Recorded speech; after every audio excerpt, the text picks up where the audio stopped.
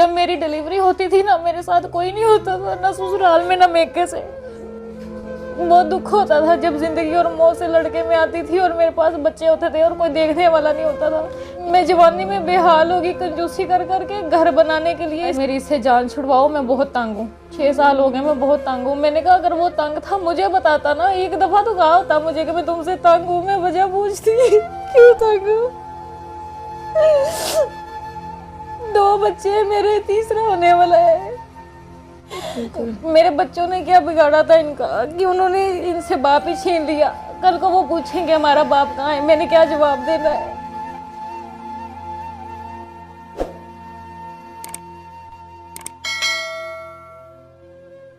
अस्सलाम वालेकुम, कैसे हैं आप सब लोग। मेरे साथ मौजूद हैं हवा की एक और बेटी जो ससुराल वालों के जुल्मों सितम का शिकार हुई हैं और उनके ससुराल वालों ने उनको किस वजह से घर से निकाला कि उनके बेटे ने इनके साथ मोहब्बत की शादी की थी, पसंद की शादी की थी, तो उस जुर्म में इनको घर से निकाल दिया गया। और जबकि इनके 2 बच्चे हैं और तीसरा बच्चा जो है इनके पेट में है और इनका जो सामान था इन्होंने अपने हस्बैंड के साथ मिलके बनाया था और बड़ी मेहनत से, बड़े प्यार से बनाया गया था, वो भी सेल कर दिया और इनको मतलब बग़ैर कुछ दिए हुए घर से निकाल दिया गया। आज ये किसी के घर में रहने पे मजबूर हैं जबकि इनके पास सिर्फ एक छत है और खाने पीने के लिए कुछ मौजूद नहीं है। जाहिर सी बात है, बच्चों के इतने खर्चे होते हैं और ये समझ नहीं पा रही हैं कि ये अपने बच्चों को कैसे हैंडल करेंगे और इनकी ज़िंदगी आगे कैसे गुजरेगी। इनकी लाइफ की जो स्टोरी है कि इन लोगों की मुलाकात कैसे हुई, एक दूसरे की लाइफ में शामिल कैसे हुए और इनकी स्टोरी का एंड कैसे हुआ कि जब वो शख्स इतनी मोहब्बत करता था, वो 2 बच्चों के बाद, जबकि 3 बच्चों के बाद मेरे ख्याल में, तो वो कैसे अपनी वाइफ को छोड़ के अपने बच्चों को बेयारों मददगार छोड़ के चला गया। ये इन्हीं से जानते हैं कि ऐसा क्या हुआ कि जब वो मजबूर हो गया कि वो इनको छोड़ के चला जाए। अस्सलाम वालेकुम। वालेकुम सलाम। कैसी हैं आप? जी अल्हम्दुलिल्लाह, मैं ठीक हूँ। अच्छा, मैं ये पूछना चाहूँगी, हमारे व्यूवर्स भी ये चीज़ जानना चाहेंगे कि आपकी कैसे मुलाकात हुई उनसे और बात यहाँ तक कैसे पहुँच गई कि आप अपने घर वालों को छोड़ के इस बंदे पे आपने इतना ट्रस्ट कर लिया। जी 2017 में हमारा रिलेशनशिप स्टार्ट हुआ था। 2 साल रहा। उन्होंने अपने घर वालों से बात की, वो नहीं माने। उन्होंने इसको काफ़ी फोर्स किया कि तुम आउट ऑफ सिटी चले जाओ या आउट ऑफ कंट्री चले जाओ, हम तुम्हारा वहाँ नहीं होने देंगे। तो इस वजह से इनको ज़्यादा गुस्सा आ गया कि नहीं अब मैंने यहीं करना है, ज़िद में आ गए। तो फिर इन्होंने मुझे कहा कि तुम्हारी वजह से मेरे घर वालों ने मुझे घर से भी निकाला है, मैं 2 माह घर से बाहर रहा हूँ, तो अब तुम मेरे साथ ना कोर्ट मैरिज करो, मैं बाद में इनको मना लूँगा। तो ज़ाहिर बात है मैं भी मान गई। तो उसके बाद हम रेंट पे रहते रहे काफ़ी साल। तो अब जाके हमारी सुलह हुई थी इनके घर वालों से। अच्छा, वैसे आपकी कोर्ट मैरिज हुई है तो जाहिर सी बात है घर वालों ने तो कुछ नहीं दिया, जाहिर सी बात है वो थे भी नहीं शामिल आपके इस रिश्ते में। तो ये मुझे सामान कुछ नज़र आ रहा है, कुछ तो आप ये कह रही हैं कि ससुराल वालों ने सेल कर दिया, तो जो थोड़ा सा मुझे नज़र आ रहा है, तो फिर ये कहाँ से आया? जिनके घर में रह रही हैं ये उनका है या आपका है? नहीं नहीं, बिल्कुल ये मेरा सामान है और मैंने बहुत मेहनत से बनाया है। 6 साल हम रेंट पे रहे हैं। कोर्ट मैरिज करने के बाद हम खाली हाथ थे, हमारे पास 30-35 हज़ार रुपया था। फिर मेरे हस्बैंड ने काम स्टार्ट किया, फिर मैंने कमेटी डाली, थोड़ी बहुत सेविंग की, कर करा के मैंने 6 साल में ये सामान बनाया है। ठीक है, इसके अलावा भी है और कुछ उन्होंने सेल कर दिया है। तो बाकी ये जो आप देख रही हैं ये मैंने खुद बनाया है। इसमें हर चीज़ में हम दोनों ने मिलकर बनाई थी और बड़ी एफर्ट से, मेहनत से, प्यार से बनाई थी। और अब जब ये चीज़ें मैं देखती हूँ मेरा दिल रोता है खून के आंसू। मैंने घर आबाद करने के लिए बनाया था, मिसाली औरत बनने के लिए, कि इसके घर वाले और मेरे घर वाले जब देखें वो कहें कि यार ये तो इतनी अच्छी है, घर बनाने वाली है, लेकिन उन्होंने मेरा घर ही बर्बाद कर दिया। और उन्होंने सज़ा ये किस चीज़ की दी है कि मतलब एक पसंद की शादी की, हालांकि ये इतना बड़ा जुर्म नहीं। अगर ये जुर्म होता तो हमारे नबी करीम सल्लल्लाहु अलैहि वसल्लम पेरेंट्स को क्यों कहते कि बेटा या बेटी से उनकी रजामंदी जानी जाए। अच्छा, वैसे उनके घर वाले तो एग्री नहीं थे या आपके साथ वो रिलेशनशिप में नहीं थे, आपको नहीं मतलब रख रहे थे अपने पास, तो फिर सामान आपका ससुराल में कैसे पहुँच गया? वहाँ से आपने कैसे अपना सामान उठाया? हम 6 साल जब रेंट पे रहे, हमने ये सब कुछ बनाया। 2 हमारे बच्चे हुए, वो भी मतलब देखने भी नहीं आते थे। जब मेरे बच्चे होते थे ना, कोई देखने नहीं आता था।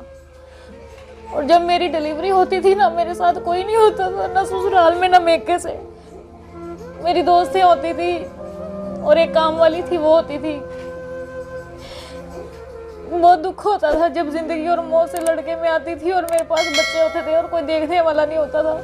लेकिन आपको यहाँ पे 2 बच्चों में ये तसल्ली थी कि आपके हस्बैंड आपके साथ थे, मेरे हस्बैंड मेरे साथ खड़े रहते और जो आपके जीने की वजह थी अब आपको सबसे ज़्यादा तकलीफ़ ये चीज़ दे रही है कि अब आपके हस्बैंड आपके साथ नहीं हैं, तो फिर आप ससुराल चली गई हैं, तो फिर ऐसा क्या हुआ कि मतलब रिलेशनशिप बेहतर होना चाहिए था जब उन्होंने आपको अपने पास बुला लिया था? तो इनके ताल्लुकात थे फ़ोन की हद तक। जब ईद आती थी, शब रात आती थी, तो ये जाते थे अपनी बहनों से मिलते थे, ईद का दिन वहाँ गुजारते थे, दूसरा दिन मेरे साथ गुजारते थे बच्चों के साथ। तो आस्ता आस्ता इन्होंने कहा कि मैं ना सुलह करना चाहता हूँ, मेरे घर वाले कहते हैं कि आप आ जाओ। तो मैंने कहा ठीक है, ये तो खुशी की बात है, हमें जाना चाहिए। मुझे नहीं पता था कि मेरे साथ ये सब कुछ हो जाएगा। हमने वहाँ से सारा कुछ वाइंड अप किया और ससुराल में चले गए। वहाँ हम गए हैं, 2-4 दिन हमारे बहुत अच्छे गुजरे हैं। उसके बाद इनके अब्बू ने कहा कि तुम इतने सालों बाद मुझसे मिले हो, 6 साल बाद, तो तुम ऐसा करो कुछ टाइम मुझे दो, मेरे साथ टाइम स्पेंड करो ना। तो इन्होंने नीचे ही दिन रात रहना शुरू कर दिया। मैं ऊपर होती थी बच्चों के साथ, तो इन्होंने ऊपर आना छोड़ दिया। मतलब इसका कि टाइम स्पेंड करने का ये मतलब था कि वो उनका ब्रेन वॉश कर रहे थे अच्छी तरह कि मेरे साथ दिन रात रहेगा तो मैं इसको कुछ लालच दूंगा, कुछ शायद मेरे ख्याल में तो उन्होंने कुछ लालच वगैरह दिया। लालच ही दिया। उन्होंने कहा कि तुमने 6 साल में क्या बनाया है, तुम्हारे पास क्या है, तुम रोड मास्टर हो, तुम खाली हाथ हो, तुम्हारे पास एक मरला पाकिस्तान में जगह नहीं है, तो तुम इसके पीछे जलील हो रहे हो, तुम्हें क्या फ़ायदा मिला। अगर अब कर भी लिया है ना, तुम ऐसा करो, तुम बाहर चले जाओ, तो ऐसा करो मैं तुम्हें प्रॉपर्टी में से हिस्सा दे देता हूँ, इसको छोड़ दो। इन्होंने कहा मैंने छोड़ना नहीं है। मैं झूठ नहीं बोलूँगी क्योंकि ये बातें मैंने खुद सुनी हुई हैं और मेरे पास इनकी रिकॉर्डिंग मौजूद है 25 मिनट की। 2 और भी थी मेरे पास, वो शॉर्ट में थी, तो इनको पता चल गया, इसने हमारी रिकॉर्डिंग की, इसने डिलीट कर दी ना। मेरे पास वीडियो क्लिप भी थे, वो भी इसने डिलीट कर दिए।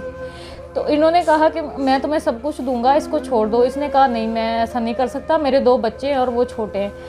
आस्ता आस्ता उन्होंने ऐसी बातें की कि इनको मुझसे पता नहीं क्या नफरत हो गई। इन्होंने मेरे साथ मिसबिहेव करना शुरू कर दिया। मैंने कहा कोई बात नहीं, आस्ता आस्ता ठीक हो जाएंगे। लेकिन ऐसा हुआ कि इन्होंने पासपोर्ट बना लिया, पिक्चर बना ली, वीज़े के लिए अप्लाई कर दिया। जब मुझे पता चला तो मेरे तो पैरों थले ज़मीन ही निकल गई कि मेरे साथ इतना बड़ा धोखा हो रहा है। कहते तुम इसको बताना ना, चुप करके बाहर निकल जाना, वहाँ जाके इसको डिवोर्स दे देना। तो इन्होंने कहा ठीक है। कहते फिर जब मैं इसके घर वालों को फ़ोन करूँगा वो आके ले जाएंगे। तो कहते सामान का क्या करना है, कहते मेरी कमाई का है, जब ये चली जाएगी ना तो सामान बेच देना, वीज़े के कुछ पैसे पूरे हो जाएंगे आपके। मुझे इतनी तकलीफ हुई कि मैंने अपना मार के ये सब चीज़ें बनाई हैं। मैं जवानी में बेहाल होगी कंजूसी कर करके घर बनाने के लिए, इसकी इज्जत बनाने के लिए कि हमारे घर में कुछ लोग आए, मेहमान या रिश्तेदार, वो कहें कि इसकी बीवी ने तो इसका घर बनाया है। गाड़ियाँ तक हमने खरीदी, हम गाड़ियों में फिरते रहे, एसी नीचे सोते रहे, हमने अच्छी लाइफ गुजारी है। अगर वो कमाते थे तो मैं बनाती थी कुछ। फिर मुझे जब पता चला, घर में हंगामा हुआ, उन्होंने पहले इसको फरार कर दिया और बाद में मुझे कहा मैं तुम्हारे घर वालों को फ़ोन कर रहा हूँ, तुम्हें आकर ले जाएं। मेरे बेटे ने मुझे हाथ जोड़ के कहा मेरी इससे जान छुड़वाओ, मैं बहुत तंग हूँ, 6 साल हो गए, मैं बहुत तंग हूँ। मैंने कहा अगर वो तंग था मुझे बताता ना, एक दफ़ा तो कहा होता मुझे कि मैं तुमसे तंग हूँ, मैं वजह पूछती क्यों तंग हूँ।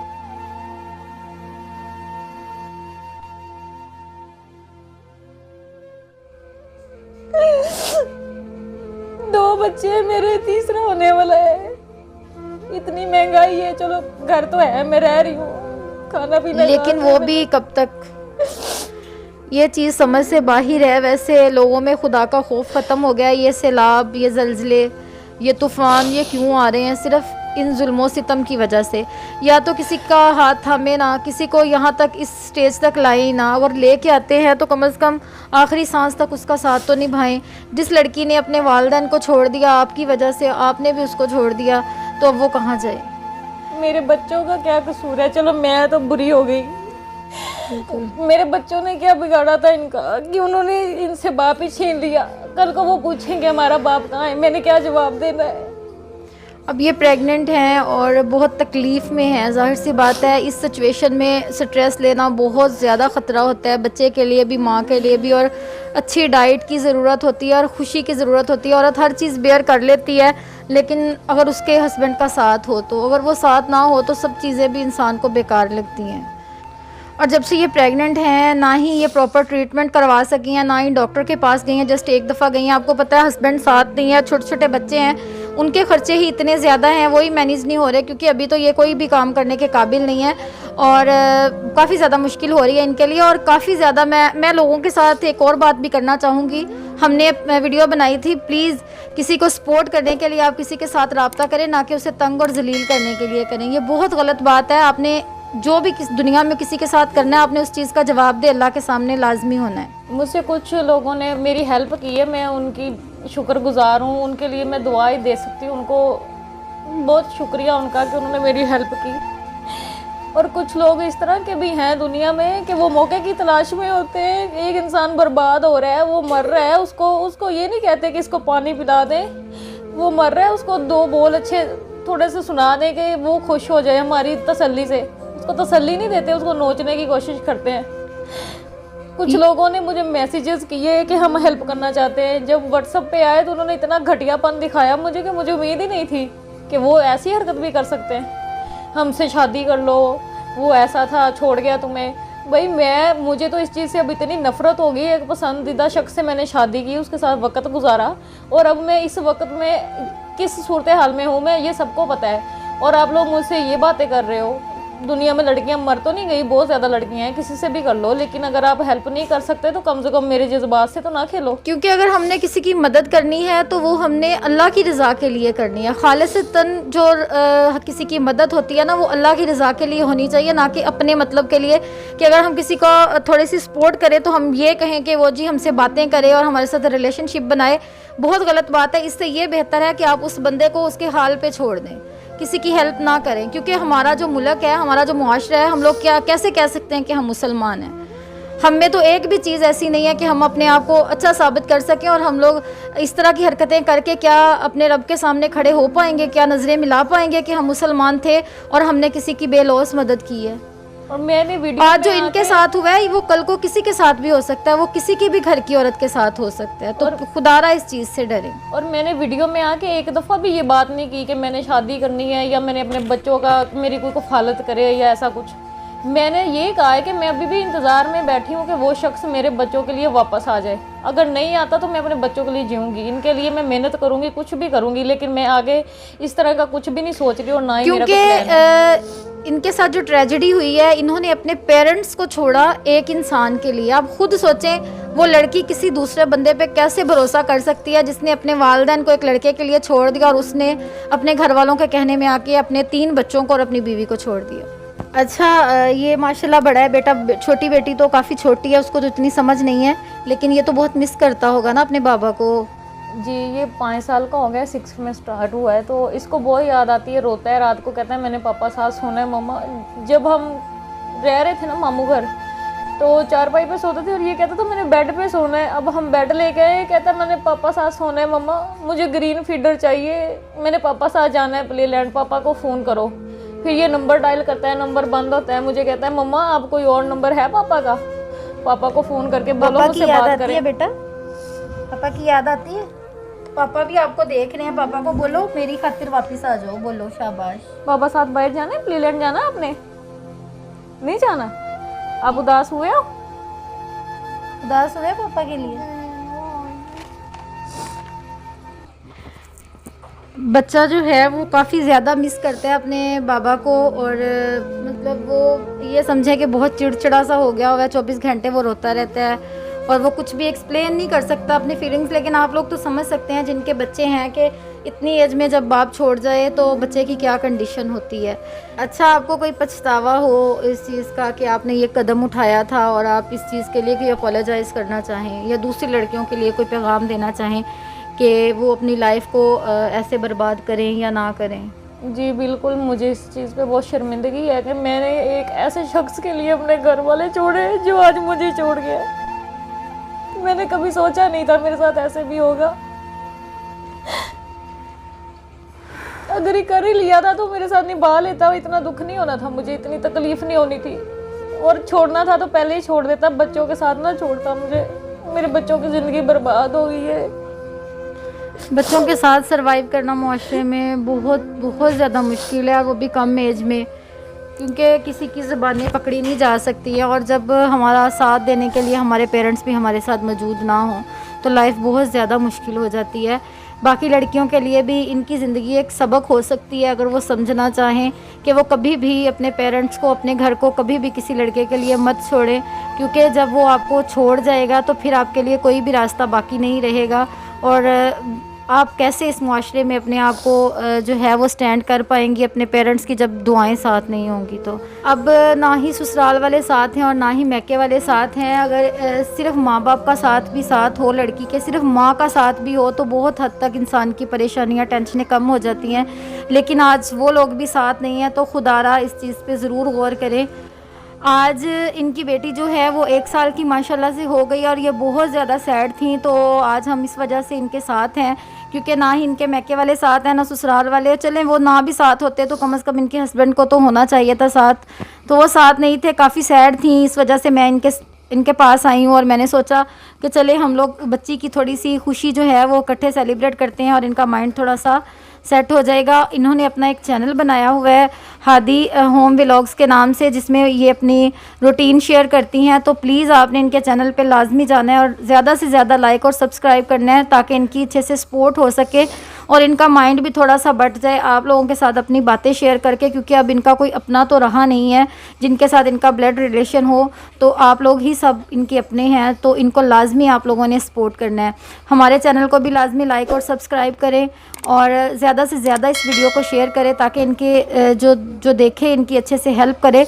लेकिन वो लोग इनके साथ प्लीज़ कांटेक्ट करें जो इनकी वाकई ही हेल्प करना चाहते हैं, ना कि वो लोग जो इनको तंग करना चाहते हैं। शुक्रिया।